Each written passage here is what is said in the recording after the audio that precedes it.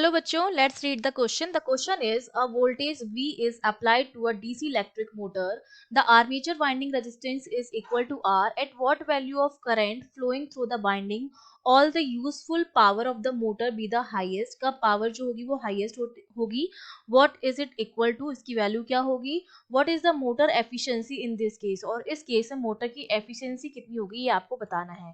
तो देखिए इस क्वेश्चन को सॉल्व करने के लिए आपका जो की कॉन्सेप्ट रहेगा उसमें सबसे पहले तो आपको पता होना चाहिए कि हमारे पास जो पावर डिसिपेटेड होती है या मैं कह सकती हूँ पावर जो डिलीवर्ड होती है वो हमारे पास कितनी होती है, that is equals to V square upon R के बराबर होती है. दैट इज इक्वल्स टू, लेकिन अगर हम करंट की केस में लिखें तो आई स्क्वायर आर के बराबर होती है. देखो ठीक है, जो कि हमारी वी स्क्वायर अपॉन आर के बराबर होती है. तो एक तो आपको ये फॉर्मूला यूज करना है. दूसरी चीज आपको क्या करनी है, हमें दिया जा रहा है कि हम क्या कर रहे हैं कि इधर हमारे पास आर्मेचर का एक लगा हुआ है जिसका रेजिस्टेंस आर है. तो यहाँ पर जब करंट फ्लो होगी तो यहाँ पर क्या होगा, पावर डिसिपेट होगी और जो बची हुई पावर होगी वो आपकी किस में जाएगी, लोड में जाएगी, मोटर में जाएगी आर नॉट. और इसको हमने इस तरह से बैटरी से कनेक्ट कर दिया है. बेसिकली कंडीशन कुछ ऐसी है कि यहाँ से जब करंट जाएगी, आई करंट जब जाएगी तो पहले तो यहाँ पर पावर डिसिपेट होगी इस रेजिस्टेंस में और बची हुई पावर जो होगी वो आर नॉट में जाएगी, लोड में जाएगी. बेसिकली लोड हमारा क्या है, मोटर है, उसमें जाएगी. ठीक है. अब देखो हमारे पास क्या हो गया कि हम जानते हैं कि यहाँ से अगर मैं करंट की वैल्यू निकालूं आई और ये जो हमने लगा रखा है वो वी वोल्टेज की बैटरी है, तो करंट हमारी क्या होती है, ओम्स लॉ से वी अपॉन आर के बराबर होती है. तो वी अपॉन रेजिस्टेंस टोटल कितना हो जाएगा, दोनों सीरीज में कनेक्टेड है, आर प्लस आर नॉट हो जाएगा. ठीक है, ये हो गया.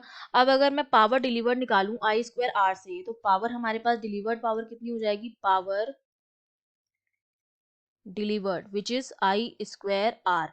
वैल्यू रख दूं मैं आई स्क्वायर की, हो जाएगा V upon R plus R not, इसका स्क्वायर हो जाएगा इनटू आर हो जाएगा.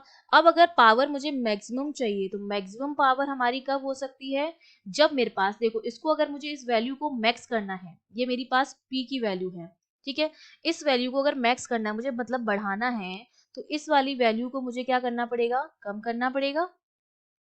ठीक है, तो ये वैल्यू हमारी कम कब होगी, जब मेरा ये जो होगा इसके बराबर हो जाएगा. ठीक है, जब ये चीज इसके बराबर हो जाएगी तब मेरी पावर क्या होगी, मैक्सिमम होती है, मतलब R equals to R not वाली कंडीशन जब होगी तब मेरे पास जो पावर होगी वो मैक्सिमम होगी.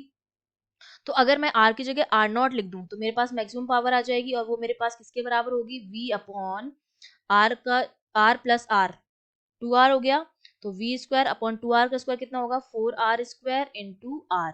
तो एक आर से एक आर कैंसिल हो गया, ये हमारे पास आ गया V square upon four R. ये हमारे पास क्या आ गई है, मैक्सिमम पावर आ गई है.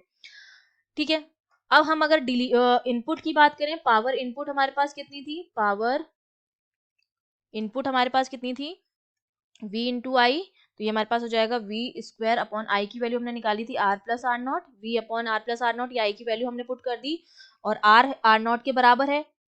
तो ये हमारा किसके बराबर हो जाएगा, V square upon two R के बराबर हो जाएगा. तो हमारे पास इनपुट पावर भी है और हमारे पास मैक्सिमम पावर जो है वो भी है. तो एफिशिएंसी जब हम निकालते हैं किसी भी मोटर की, तो हम कैसे निकालते हैं, आउटपुट अपॉन इनपुट करके निकालते हैं. एफिशिएंसी को हम लिखते हैं नीटा से.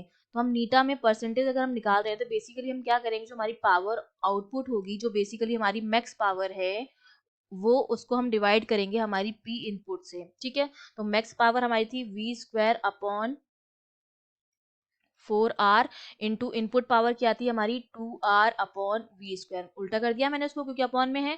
तो वी स्क्वायर से वी स्क्वायर कैंसिल, आर से आर कैंसिल, ये हो जाएगा टू अपॉन फोर. या नीटा परसेंटेज अगर मैं निकालूं तो हो जाएगा वन बाय टू, परसेंटेज में 100 हो जाएगा. तो ये हमारे पास कितना आ जाएगा, 50% जो हो जाएगी वो हमारी एफिशिएंसी आ जाएगी. तो ये हमारा क्या हो जाएगा, आंसर हो जाएगा कि हमारी जो मोटर की जो एफिशिएंसी आई है वो हमारे पास कितनी आई है, 50% आई है. I hope you understood well. All the best.